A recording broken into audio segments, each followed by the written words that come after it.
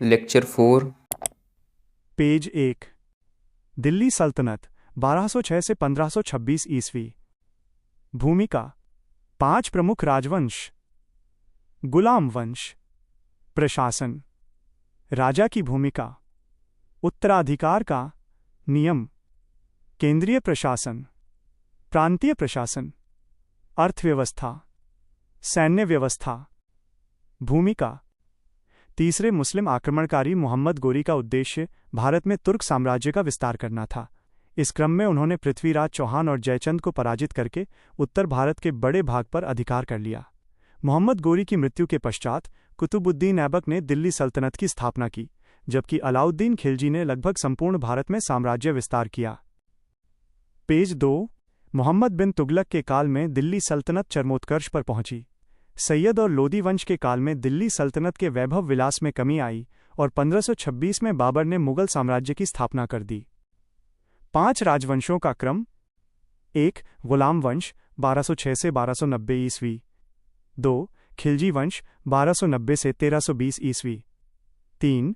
तुगलक वंश 1320 से 1414 ईस्वी। 4. सैयद वंश 1414 से 1451 ईस्वी।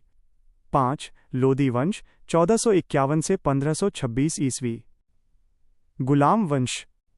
मध्यकालीन इतिहासकारों ने इस वंश को गुलाम वंश ही सामान्यतः कहा है। इसके पीछे तर्क यह है कि अधिकतर शासक पहले गुलाम ही रहे थे। मोहम्मद गोरी ने अपनी मृत्यु से पहले भारतीय राज्यों को 3 भागों में विभाजित किया था। पेज 3। 1. कुतुबुद्दीन ऐबक को भारतीय प्रांतों का गवर्नर। 2. यल्दूज को मुल्तान एवं गजनी। 3. कुबाचा को सिंध सौंपा गया। परंतु इतिहासकार हबीबुल्लाह के अनुसार इस वंश को मामलुक कहना उचित होगा। यहाँ मामलुक शब्द का अर्थ है गुलामों के स्वतंत्र पुत्र पुत्रियां। गुलाम वंश के अंतर्गत 3 राजवंशों का अध्ययन किया जाता है। 1. कुतुबुद्दीन ऐबक माइनस कुतुबी। 2. इल्तुतमिश माइनस शमसी। 3. बलबन माइनस बलबनी। प्रमुख शासकों का क्रम। 1. कुतुबुद्दीन ऐबक 1206 से 1210 ईस्वी। 2. आराम शाह 1210 से 1211 ईस्वी। 3. इल्तुतमिश 1211 से 1236 ईस्वी। 4. रुकनुद्दीन फिरोज 1236 से 1236 ईस्वी। 5. रजिया सुल्तान 1236 से 1240 ईस्वी। पेज 4। 6. बहराम शाह 1240 से 1242 ईस्वी। 7. मसूद शाह 1242 से 1246 ईस्वी। 8. नासिरुद्दीन महमूद 1246 से 1266 ईस्वी। 9. गयासुद्दीन बलबन 1266 से 1287 ईस्वी। 10. कैकुबाद 1287 से 1290 ईस्वी। 11. क्यूमर्श 1290 से 1290 ईस्वी। कुतुबुद्दीन ऐबक। कुतुबुद्दीन ऐबक प्रारंभ में मोहम्मद गोरी के गुलाम थे और प्रमुख सैन्य कमांडर भी। ऐबक ने तराइन के युद्धों में निर्णायक भूमिका निभाई थी, जिसके पश्चात गोरी ने उसे उत्तर भारतीय प्रांतों का गवर्नर नियुक्त किया था। 1206 में गोरी की मृत्यु के पश्चात ऐबक ने दिल्ली सल्तनत और गुलाम वंश की स्थापना की थी। ऐबक को भारत का प्रथम मुस्लिम शासक भी कहा जाता है।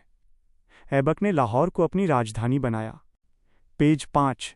और वहीं से 4 वर्ष शासन किया। ऐबक ने सुल्तान की उपाधि धारण नहीं की, बल्कि उसने मलिक और सिपह सालार जैसी उपाधियां धारण की। ऐबक ने मोहम्मद गोरी के नाम के ही सिक्के संचालित किए थे। नोट: मोहम्मद गोरी ने तराइन के द्वितीय युद्ध के पश्चात भारत में राम, सीता और लक्ष्मी की आकृति वाले सिक्के जारी किए थे। प्रारंभिक तौर पर ऐबक ने 3 प्रकार की चुनौतियों का सामना किया। 1. स्थानीय विद्रोहों को शांत करना। 2. नवीन प्रशासनिक संरचना का निर्माण करना। 3. अपनी प्रतिद्वंद्वी यल्दूज और कुबाचा को उत्तर भारत में आने से रोकना। ऐबक ने साम्राज्य विस्तार की अपेक्षा दिल्ली सल्तनत को सुदृढ़ बनाने पर अधिक बल दिया। पेज 6। ऐबक ने खुतबे में भी गोरी का ही नाम पढ़वाया। ऐबक को लाखबक्स और कुरान खां के नाम से भी जाना जाता है। ऐबक ने 2 लेखकों को संरक्षण दिया था। 1. हसन निज़ामी minus book minus Taj ul Masir. 2. फ़ख्र मुदब्बिर minus book minus आदाब उल हर्ब। ऐबक ने इंद्रप्रस्थ दिल्ली में एक सैन्य मुख्यालय का भी निर्माण करवाया था। ऐबक चिश्ती सिलसिले के सूफी संत ख्वाजा कुतुबुद्दीन बख्तियार काकी का अनुसरण करता था।